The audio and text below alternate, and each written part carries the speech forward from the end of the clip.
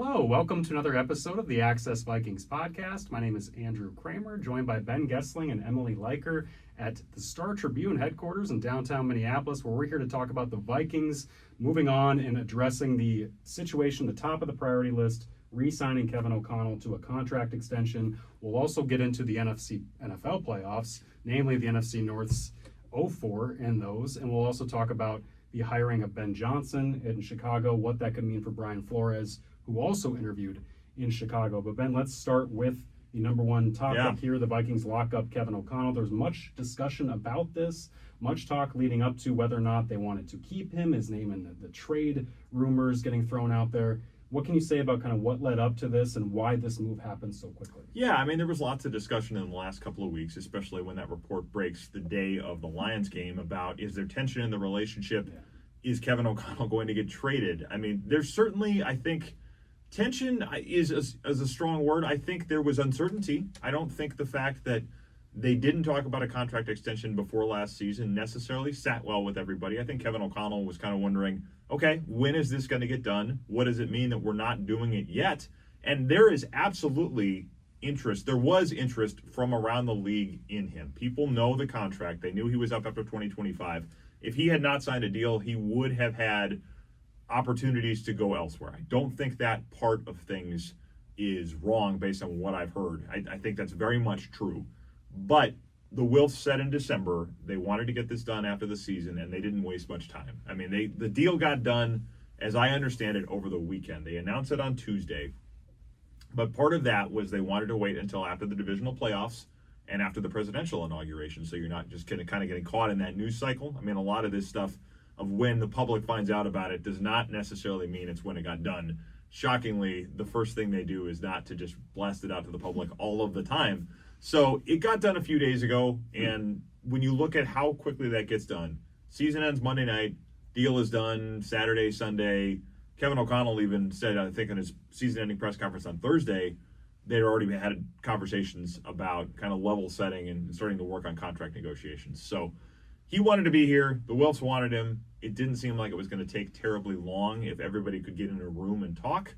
And we don't know terms. Everybody kind of keeps asking that question. We're not necessarily going to know them the same way that we do with a player contract because there's not a union. A lot of the reason we care about these things, and a lot of the reason the teams care about these things because of players is that there's a salary cap. There's not with coaches. And I think there are other reasons that we could talk about for why this is not a public thing, at least at this point. I'm sure some things will leak out, but I think it's probably safe to assume it's another 3 or 4 years, puts it maybe through 2028, 2029, somewhere in that range would be my guess. That's kind of just an educated guess based on the way they've worked in the past, not necessarily anything we know or anything we're reporting. But they get it done, and Kwesi Adofo-Mensah's deal is probably next. Yeah, we'll get to that. Emily, despite the NFL sharks swimming around Kevin O'Connell and him a coach who's proven himself one of the first coaches to win 13 games in 2 seasons within his first 3 years with the team, that leads to other teams being like, maybe he's going to be available. Other teams naturally want to be interested in him. But Emily, you pointed out last night that this wasn't too much of a shock to people who were listening to Kevin O'Connell, listening to what was going on with the team, because when you listen to him, he wanted to be here. Right. I think a lot of the drama around this was very external. Sure. And like anyone in the room, in the building was like, yeah, like you said, there might be a little bit uncertainty, but there's not tension. There's not drama. Like, this is going to get done. Everyone wants to get there. And, I think a big part of that is, Ben, I think you wrote about this last week. It's obviously been a huge talking point, but just like the vibe or the energy around this team this year and how big of a deal that was in terms of how they were able to perform. And when we were in the locker room on Tuesday during clean out, a lot of the conversation was, how do you continue this? How do you recreate this next year when you're losing a bunch of players? Well, you keep the head coach in place. He's the one that's kind of dispensing those vibes, bringing in players that he knows fits the players that he already has in the locker room. And so not just from a coaching standpoint, but obviously from the culture standpoint and where the locker room is at and what you want to recreate from this season, like, you have to keep Kevin O'Connell in place. Yeah, and the other thing, too, you mentioned the stat about one of the first to win 13 games twice in his first 3 seasons. The other 2 are Matt LaFleur and George Seifert. What did both of those coaches have at their disposal that Kevin O'Connell, at least as far as we know, has not had a Hall of Fame quarterback. Joe Montana and Steve Young for George Seifert, and Aaron Rodgers, of course, for Matt LaFleur. Kevin O'Connell, at least with all due respect to Kirk Cousins and Sam Darnold, we don't think he's done any of this yet with a Hall of Fame quarterback. Maybe that'll change.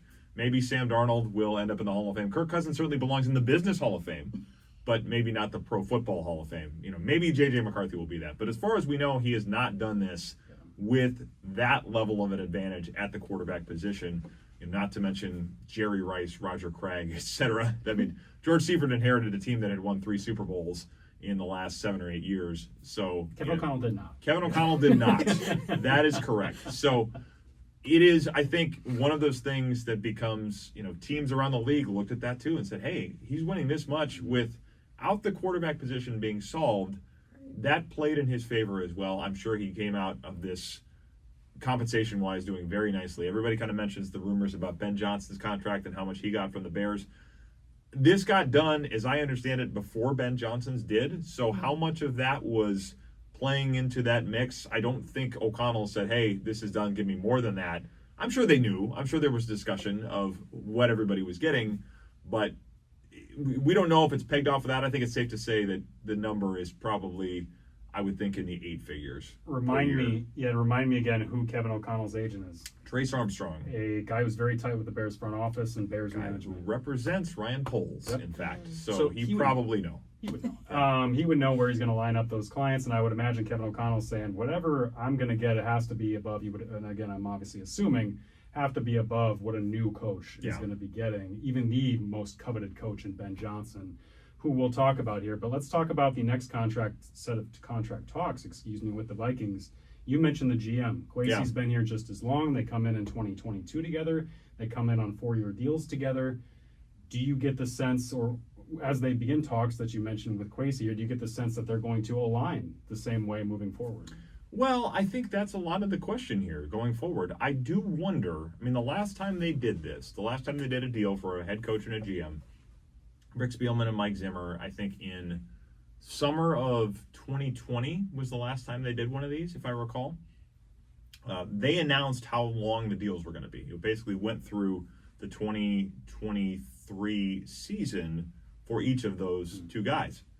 They didn't announce it yesterday with O'Connell in terms of years. I do wonder, when Kwesi is still in negotiations, if that's intentional. Because are they going to be matched up for the same number of years?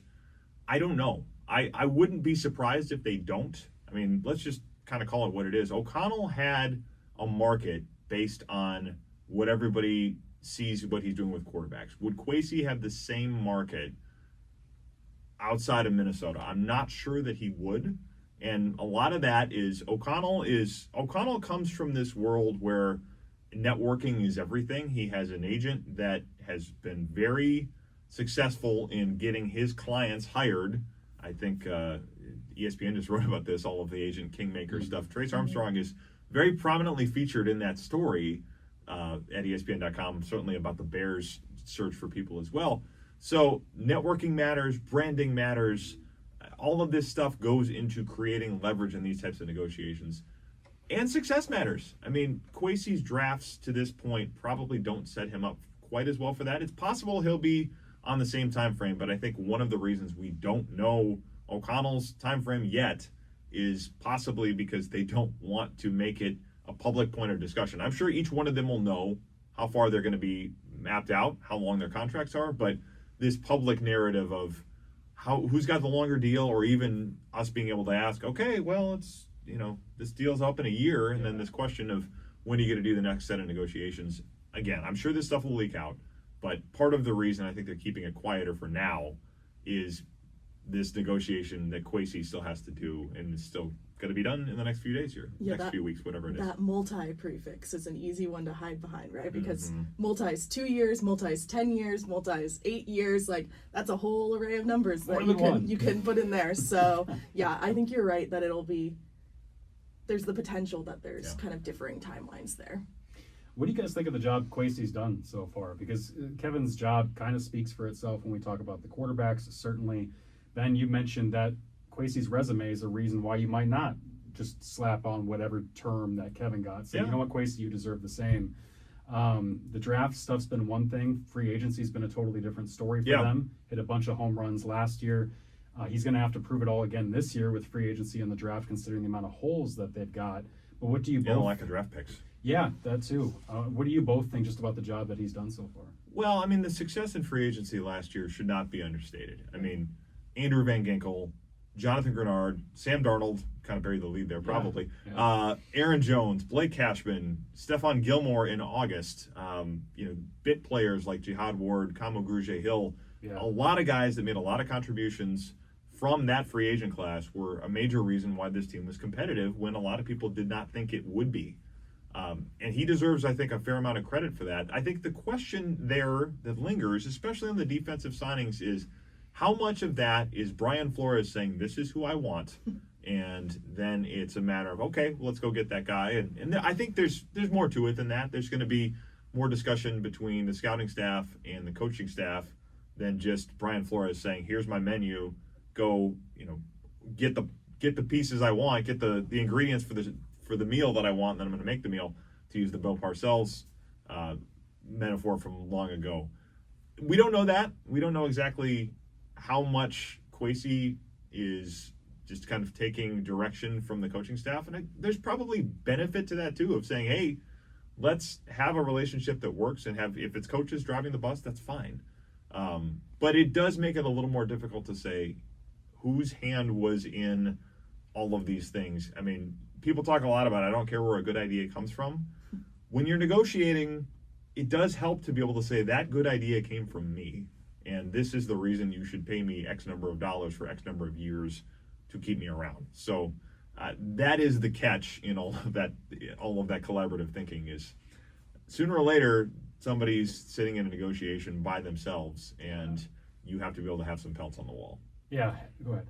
I was just going to say, like, that's certainly interesting about the point of Brian Flores and, like, how much is he telling him what to do. And it's like, if Flores were to leave and he's not around this offseason, like, it would be much more interesting to gauge, like, how free agency goes. And we'd get our answer probably pretty clearly about who was at the helm there. But with, as we'll talk about, it's seeming like Flores is probably going to be around. Like, I don't know how much of an answer we'll get on whether that was Kwesi's idea, whether that was Flores's idea.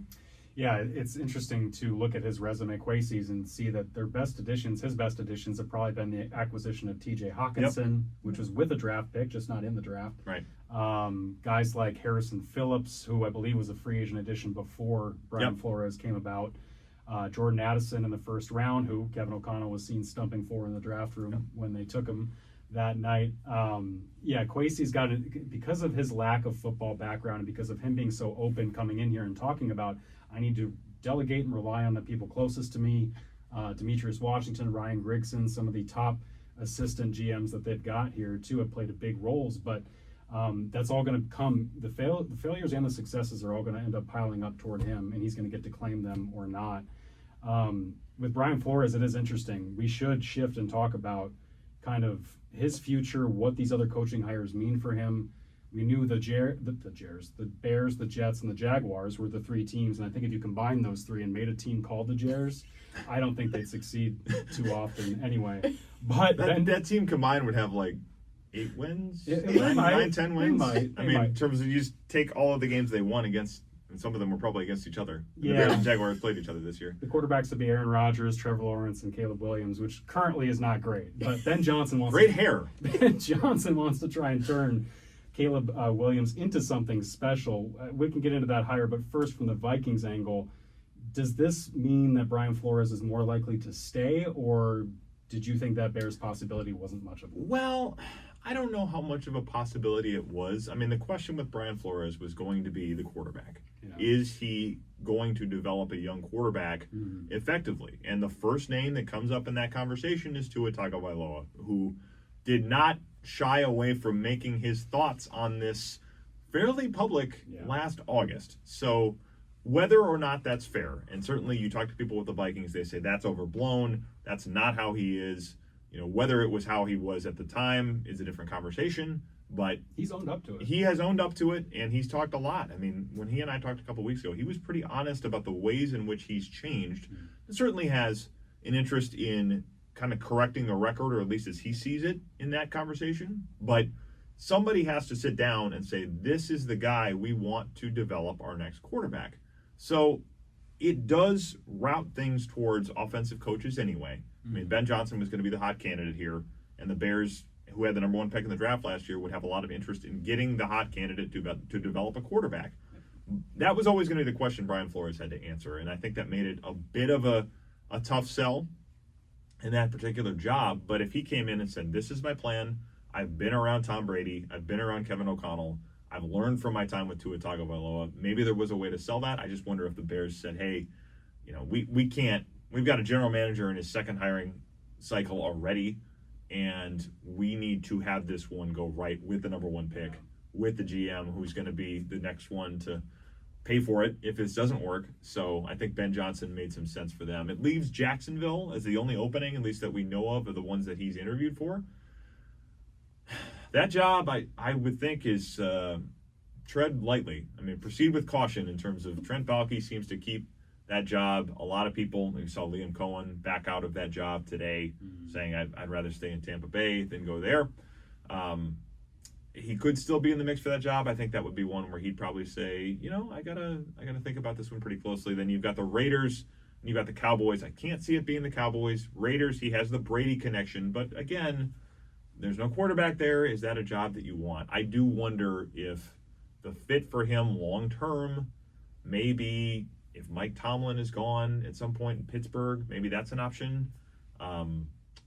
Otherwise, I think he'll be here. I don't know that this year is going to be the year that we see him leave. Well, and I think it's important to note, right, that at least as of we're recording this, there's not reports that he's gotten an interview with the Raiders or the Cowboys, yes. And there aren't reports that he's had a second interview with Jacksonville either. Correct. So, as of right now, it feels like things have really shut down, and he's probably done and going to be staying here. That could change still. Did he get a second interview anywhere? I don't think so. I don't think so. And I set it up the way I did with him in Chicago because my understanding was he was the 15th and final candidate to interview with them and didn't do so until last Saturday, correct? Yeah. Brian Flores. Before or after Eddie George? I think it was after Eddie George because they had talked to Ben Johnson during the Lions bye week and set up and requested that. They end up hiring Ben Johnson. Obviously, that seemed to be their guy all along. So with Flores, he was among a big pool of candidates the Bears interviewed, but the interesting thing is I hear you talk about this, Ben, especially with the other guys who have been reticent to take jobs. It seems like assistants are being more choosy than ever for these openings, knowing that a quarter of the league is going to be so impatient enough, they're going to fire, and there's going to be a bunch of openings anyway every single year. Why do I need to rush to take one? Ben Johnson waited. He was a candidate last year for a bunch of openings, didn't take any. The Commanders the one he turned down? Yeah, the Commanders were flying to go see him, and he turned them down while reportedly the flight was in the air to go see him in Detroit, and they had to turn around and come back. So these guys are being more... Interesting how that worked out. Yeah, right, with Jaden Daniels. Williams, mixing guys all together. How old am I? But the point is that these assistants have been more choosy. And Ben, you've said this for years with Flores since he's been here. He's made it known that he will be picky about where he goes. Well, because look at it. I mean, he knows as well as anybody in the NFL that if you don't have a fit with the front office and ownership, it's not going to be a good fit. I mean, everybody talks about there are 32 of these jobs in the league. Mm-hmm. How many of those 32 are jobs that you want to stake your career on? And for Brian Flores, this would be the last time to do it.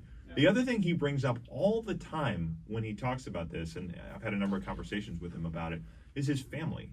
I mean, his kids are, and I say this with kids the same age, you start to feel it, where it's, okay, kids are 11, 12 years old, they're not going to be home that much longer. He has talked about, I get a little more work-life balance, which is a relative term for an NFL coach always, but I get a little more of it as a defensive coordinator. I can go coach my kids' teams and be at a few more of their games than I would if I was a head coach. And he also, coaches move around all the time. I mean, coaches end up having kids that get dragged around the country constantly. Brian Flores has had a little bit of a different path with this because of how many years that he was in New England. So when he goes from New England to Miami to Pittsburgh to Minnesota in the span of about 3 or 4 years, I do think that took a toll on his family life. I think they felt that in a way that they hadn't to this point. So he has said this a number of times, feeling like Minnesota has become a home, feeling like he's got good friends that he's talked about that moved here. So he's got a little more of that connection here than he probably would have thought he was going to have. So I do think some of those things play in the Vikings' favor to keep him. He likes working with Kevin O'Connell. He's been very public about that. I think a lot of the things that he wants are here, and I'm sure if he's staying, they're going to make it worth his while. Yeah. I'm sure they'll add some numbers to the back of that check, but the thing is always there's only 32. I guess it's that question of how much does that play into it versus it's got to be the right fit. I think for him, it being the right fit is important, especially when this is his last shot at it, probably. Yeah. Fair or not, this is probably his last shot. It's going to drive him to say, let me make sure if I'm doing this again, I'm going to get it right. Yeah, and if you try to pick a spot, if you jump into your next head coaching job, like you said, you only get typically one more shot at it because that stink of how it goes will stay on you. No one will say that, well, Doug Peterson, we might want to hire him again because it was Jacksonville.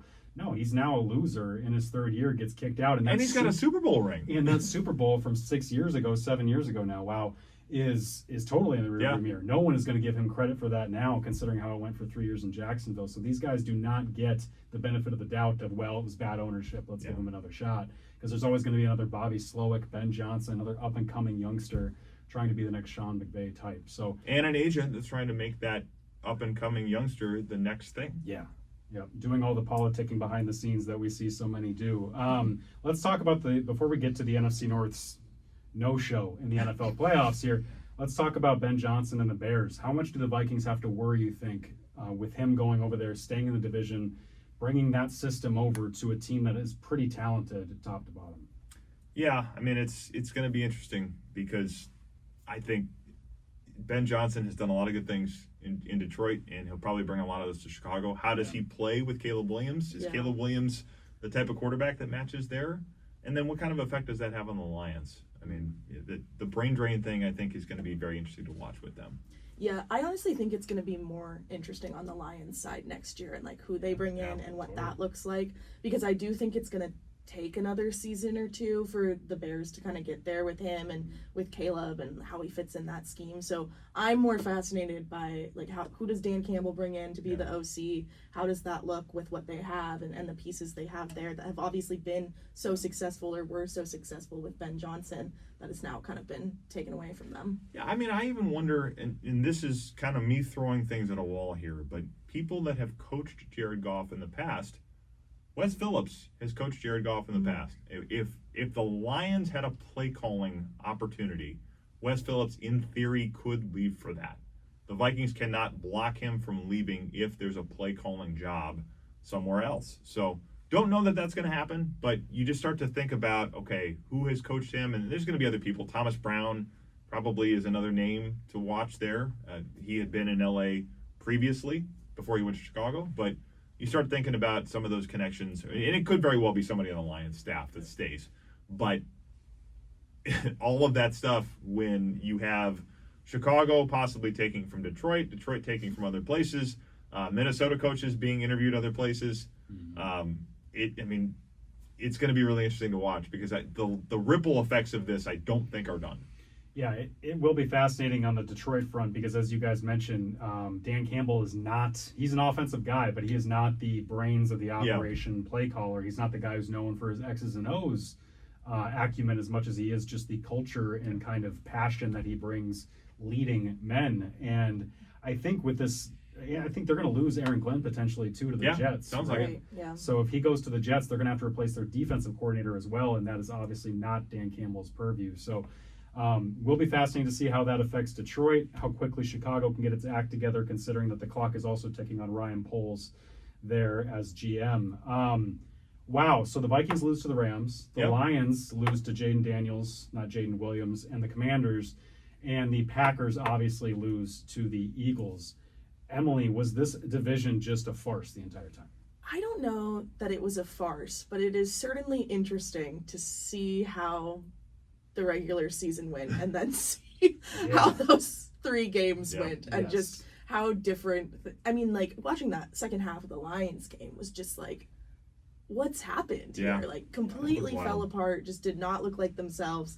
And it had been an exciting game in the first half, and you're like, wow, like this might be the first good playoff game we've had this season because they've all kind of been lopsided and not as great. And then Jaden Daniels just does Jaden Daniels things and kind of closes that out for them. So I don't know if it was a farce or not, but I mean, certainly you factor in that they were all playing each other, and maybe that means something. Yeah. But... Yeah, I think it was more of an indictment on the entire conference, and the fact that you've got the NFC North had three of the best teams in the conference, but clearly outside of Washington and I guess Philadelphia, the rest of the conference wasn't that good. No, it wasn't. I mean, you have Tampa in there, and then the Rams. I think the Rams make a run at the end. But the thing I would point out here, those teams I think have gone 40-11 in the regular season. They go 0-3. They had a combined turnover differential of -11 in the playoffs. So Lions turned it over 5 times. Packers turned it over 4. Vikings turned it over twice, and none of those 3 teams forced a turnover, and all 3 of them had been pretty good at it during the regular season. The Vikings had, the Packers had, and the Lions had done a lot of it as well with Kirby Joseph, Brian Branch, and the like. So when you do that, that's a pretty easy way to get shown the exit door in the playoffs. So the sacks. Yes. Yeah, I mean, all of that stuff, I mean, we can talk about were they frauds? Did they get fat on the AFC South? I mean, they all got to play the AFC South. They all, I think, went undefeated against the AFC South. So, yeah, there's probably a little bit of that. But if you turn it over that many times in the playoffs, I mean, you're averaging 3 2/3 turnovers per team in those games. That's a pretty easy way to go one and done. I was thinking that watching the Detroit game, because Jaden Daniels has played much worse than that this season. He was phenomenal in that game. Jared Goff has also played much better. Yet in a one-game sample size, you get 2 guys playing on the opposite ends, and that's the result, where it doesn't even seem like Washington needs a punter the way that they were playing. They just didn't even have to punt it seemed like. And Goff had one of those games where, like he did earlier in the season, where he threw, was it 5 picks or 4 picks against Houston, and they still won. Yep.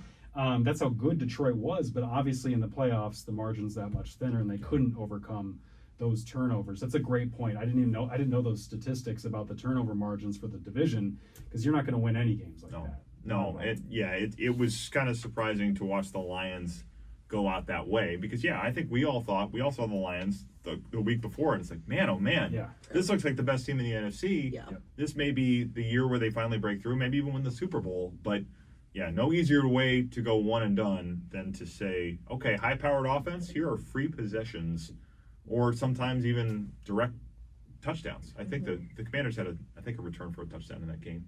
A defensive touchdown? I can't remember. What did they have? I thought, It was all a I think blur. they did. There were a lot of points. scoring. There were so many points that they put up, and Jaden Daniels was phenomenal against the blitz in a way that Sam Darnold was until that final game against Detroit. What stood out to me, too, was I remember Vikings players saying that we felt like Detroit sent everything at us in Week 18, and it seemed like Washington had seen it all. As if Detroit had emptied out their entire holster in that final game of the regular season, and Washington watched all of it on film and went, Jaden, you're good against the blitz. Here's all the answers to the test. I mean, that certainly is. It doesn't hurt to have the most recent game that you've seen a team play. Here's another playoff opponent. Here's another team that we're probably studying in case we have to play them. And then you get all of this tape of both of them playing each other. That's not something that a coach or a pro scout would say, I'd mind happening. I'm sure that everybody was happy to have that happen. What do you guys think happens from here in the NFL playoffs with the Final Four set between Philadelphia, Washington, obviously Kansas City, always there. 7th straight year in the AFC title game for Patrick Mahomes. It's Tom Brady-like stuff, man. And Josh Allen is trying to say, it's my year, dang it. I'm not going to let you do this again. Patrick Mahomes. What do you guys think happens before we get into, because we'll end this with some discussion of the Vikings' offseason priorities beyond their executive contracts. But what do you guys think happens from here? I think, and then watch, I'm going to regret saying this when we film next week, but I think this is the year that the Bills do it and can get past. I'm not saying they're going to win the whole thing, I think this is the year that they get past the Chiefs. They've had success against them in the regular season. It's just the playoffs, for whatever reason, that's like a hump they haven't been able to get over. But this is the 4th time they're meeting. I think Josh Allen's playing the best football of his career and is playing like a maniac some games, but it's working. So I don't know. I think the Bills strong on that side. I don't know about the NFC and that Eagles Commanders matchup. It's going to be interesting. Yeah. I think, I mean, I'll shout out. I'll ride with Emily in her trying to keep the upstate New York followers still in good graces. It's a smart move. Keep the upstate followers still keeping an eye on you from all the stuff you did covering Syracuse. Don't forget where you came from. Yeah, you gotta send the ladder back down. But yeah, I think it's the Bills too. I kind of, it would just, maybe I'm hoping that happens just to see something different. Yeah. Because there's part of me that's like, we did Chiefs 49ers, Chiefs Eagles, Chiefs 49ers. Are we going to do Chiefs Eagles again? Gross. I don't want any part of that. Yeah, some variety would be nice. So I think the Bills offensively have the firepower to beat that team. It's Patrick Mahomes, it's Arrowhead. All of that stuff is very difficult. Can Josh Allen solve Steve Spagnuolo's defense in the playoffs? That's going to be a question too. I think this is the year for the Bills to finally take them down. And then I will probably take the Eagles in the NFC. Jaden Daniels is playing well enough, and the Commanders have played the Eagles well enough that they could go in and win that game. I think the Eagles at home with that running game in the playoffs is, I think it'll be enough for them to win. I think that'll be an interesting game as well. But I'm going to go Bills-Eagles. My anecdotal evidence on the Bills-Chiefs was the Bills-Chiefs playoff game last year was the first NFL game I ever covered. Okay. And that Bills locker room was the most depressed room I've ever been in post game. So if they've got that in their mind, like I think they'll do it. I'm sure they do. Yeah. So. Yeah. And I think Philadelphia right now has two of the best players playing right now in Saquon Barkley and Jalen Carter at defensive tackle. That guy is just an absolute monster. And he fell somehow. Well, we know how he fell in the draft to Philly at number 9, but that guy should have been a top 3 pick because of how good he is. And you're seeing him wreck games. So it's going to take another Jaden Daniels magnificent kind of game, I think, to get them in there. I think Washington-Buffalo is probably the best storyline just for fans who don't want to see me. Maybe I'm speaking for just me. Who don't want to see another Eagles-Chiefs rematch. And we get local angle if it's Washington-Buffalo. The first time they met in the Super Bowl was in the Metrodome. Super Bowl 26. Was that 1991? 1991 season, 1992 Super Bowl with Dancing Snowflakes next to Gloria Estefan on the halftime show. You took my one fun fact. Gloria Estefan was the halftime act. Yeah. The halftime show was so bad that they said the next year we have to go bigger. We have to fix this. The next year it was Michael Jackson. So what a leap! You're welcome, America. Were the people of Minneapolis upset that we only know this weird crap? I only know this weird crap because we wrote about when the Super Bowl came back here. There was a bunch of stories about the last time it was here, and this was 2018. That's the only reason I know about Gloria. I remember it. You two are too young to remember this. I was born in 1991. Yes. Yeah, I was not alive. I was 8. Well, the game was 92, so I had just turned 9. I was homesick. I remember I was sitting homesick watching that game. And everybody was sick of the halftime show apparently too. So before we break here, the Vikings locked up Kevin O'Connell. They're working on getting the GM contract done. Obviously, quarterback is number 1 after that, figuring out what they need to do. But Ben, how would you sort through the rest of their priorities in terms of what they need to figure out moving forward? Well, I mean, certainly quarterback is number 1, but you look at, they've got 25 free agents, I think, a couple of restricteds, and I think 23 unrestricted, something like that. I mean, the guards, I think, are going to be a big priority. Kevin O'Connell has not really made a big secret of that. I mean, we've heard that, too, behind the scenes, of they could go spend big money on a guard for the first time in a long time. I mean, you and I've covered this team for, I think this is year 13 for me, year 12 for you. How many years of that are we talking about, hey, they need to upgrade a guard? Everyone. Pretty much every single season. And this may be a year where they say, let's go to the top of the free agent market. And that probably means Trey Smith, and we'll see where that goes. But I would say the cornerback position is in need. Byron Murphy, Stephon Gilmore, Shaq Griffin, all free agents. Do they re-sign Byron Murphy? I would think they would want to do that. That'll also be expensive. But I would say guards and corners, and then probably some needs on the defensive front too, a defensive line, I think. Running back, wide receiver 4, I could see some things there, but yeah, I would start guards and corners.